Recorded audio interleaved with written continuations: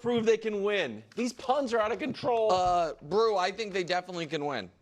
And through 5 games, obviously, the Pacers are at the advantage because they're up 3-2. Going home. But going home. And it's weird because would you rather be able to close out at home or would you rather have the insurance of the Game 7 in your building? I don't know. But if you were the Pacers, do you think they would prefer Game 6 home, Game 7 on the road, or vice versa? I think vice versa.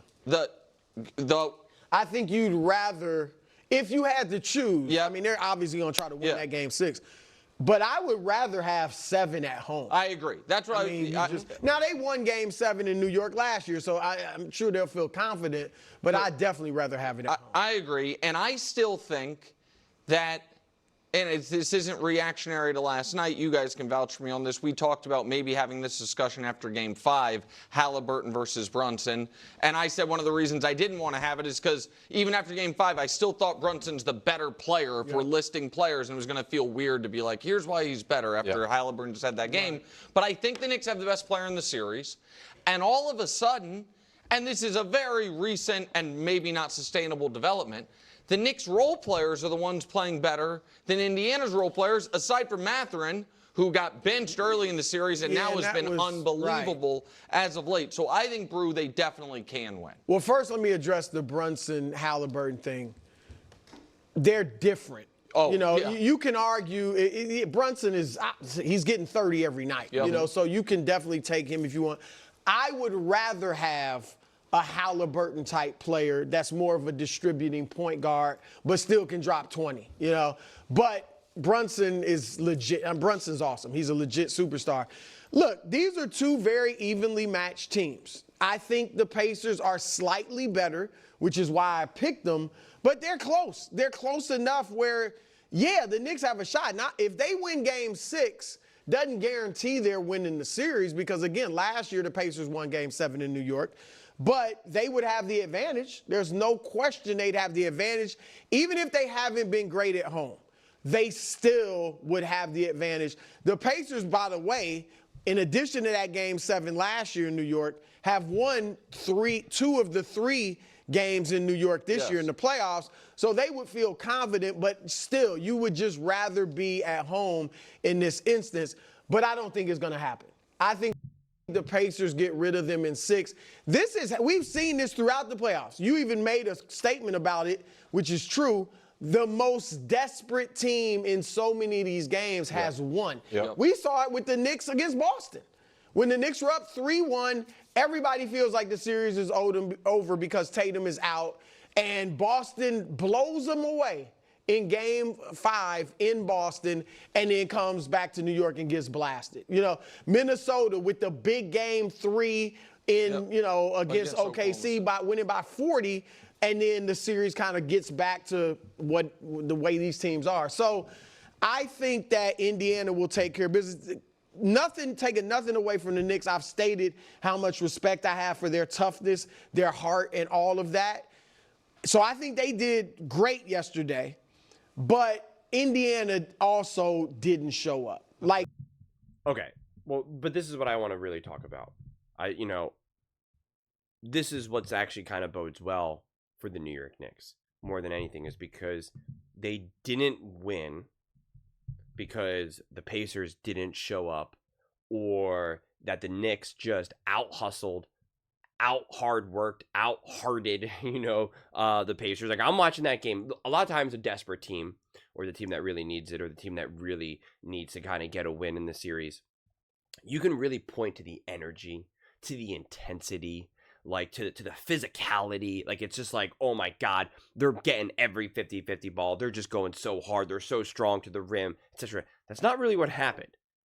The New York Knicks were just fundamentally better. It wasn't dude, the Knicks are going hard. The only one that was really showing that heart and grit was Cat, and that's because he was injured. That's because he was obviously fighting through the pain of his knee and whatnot, which was awesome to see. But besides that, it wasn't the Knicks were we will not lose today. We have to do everything we can to win. That was not, that wasn't the intensity. It really wasn't. The Knicks have brought more intensity in other games that they lost. This was a game that they were just the better team. They played better. Like Jalen Brunson said, we played Knicks basketball tonight, and I don't even know if that's necessarily true. They played higher quality ball. I associate Knicks basketball with what I saw in like game 1 and game 2 even. Like that hard work, the physicality, the intensity, the hyper focus, all the little things. And it's not to say that they didn't do those things, but that's not what carried the win. To me, at least. It's really not. Jalen Brunson, the ball was hitting the bottom of the net. It was getting there. Cat was going up for tough contested. What was it? The first time since Shaq and Kobe, where they each had 20 points in the first 5 games of a series. I think that's what I saw. And again, it wasn't based upon just like grit, hustle, intensity. It was just like, no, we're just going to kind of like play our game. We're just going to kind of play basketball. We're actually going to reduce the intensity. And it's actually funny because I think in a previous game, Van Gundy talked about this, where he was like, when things are slowed down and less intense and less crazy, that will really benefit the Knicks over the Pacers. And I think we saw that in a lot of ways. I do think the Knicks are awesome at their organized chaos, which is what I always talk about when the games get sped up and they're really intense. I think the Knicks also thrive in that. And I think, I saw that more than anything last year, especially against the Sixers when things were getting so crazy. It was like everything was so crazy and so sped up, but it was like the Knicks were still just kind of moving in slow motion. It was almost kind of like when you watch some superhero movie where they're trying to show someone goes so fast, like The Flash or something. Like everything is just moving so slow around them. That is who I saw the Knicks being.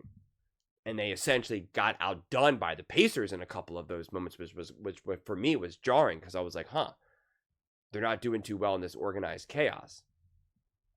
So I was almost like happier to see, or more impressed to see, I should say, how they won last night's game. Because it wasn't just like, well, yeah, they were desperate.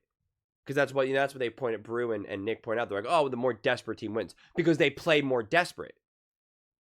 They play more aggressive. That's not what the Knicks did. The Knicks played more assertive. There's a difference between aggressive and assertive. The Knicks played more assertive. They played like we are the better team. We just need to play better basketball and we will win. It's not that this team is better than us, but we have to out-hustle them. We have to, outwork them. We have to show more heart. We can't lose this series on our home court in front of our fans. Like, that wasn't the rallying cry. I got no sense of that. It was like, guys, we're just a better team. The series starts now. We just got to win 2 of these next 3 games. That's it. It's like, that's the story. That's the locker room speech. It's not, come on, you got to dig deep. You got to do this. It's like, no, just be the better team. Be the better team that we know that we are.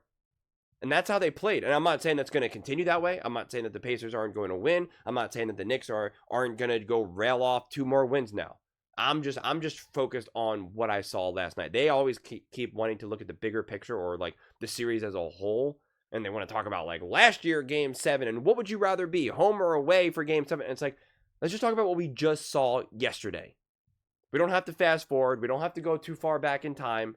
It's like, what did I just see? How did the Knicks win last night? That is how they won. And it should be how they, what the same premise is in game 6 and potentially game 7. Game 7 is a little bit kind of like, all hands on deck. Game 7s can always get a little weird, as every basketball fan under the sun knows, whether you're rooting for your team or someone else's team. Like, it's, game 7 is game 7. But yeah, I imagine the Pacers are going to come out with a lot more intensity. And so to me, it's going to be more like, can the Knicks continue to match that intensity and get back to playing that brand of organized chaos? And as much as I ripped them for talking about game 7 last year, go back and watch some of the end of the games against the Philadelphia Sixers. Watch how the Sixers fell apart and how the Knicks did not in those moments when it was just like, oh my God, who even has the ball right now? What is even going on? If you didn't see the scoreboard right in front of you, you wouldn't even know who was winning or losing. You're like, and how much time's left on the clock. Like, things just get so sped up. And we saw that a lot throughout this series alone. And the Knicks fumbled. Straight up. So, Game 6, can they continue to play this way that they played in Game 5, but in the moments when everything gets sped up, which it most definitely will, how do the Knicks handle that? They didn't have to deal with that this last night, because they really set the tone, and they were just like, we're just playing our ball right now. Nothing more, nothing less. We're not playing desperate. We're not playing aggressive. We're just going to be assertive. We're just going to play like we are the better team. It's easier said than done, and easier to do at home than on the road. So let's kind of see what happens in Game 6. But those are just my thoughts. I'd absolutely love to hear yours. What do you guys all think about the New York Knicks? Do you think they prove that they can win this series? And do you think they'll take care of it in Game 6? Let me know in the comments below. I read every single comment, so whether you agree with me or disagree with me, either way, let's get in some discussions. Let's get in some fights. But ultimately, let's just have some fun. And please do consider subscribing. We are building an amazing community here, and I absolutely love to see you part of it. I want to build something that we all genuinely feel connected to. Something that we're really excited to be part of. I think we're on our way to doing it. And please don't forget to give this video a thumbs up, as it really does help the visibility and the algorithm. Thank you so much. See you next time.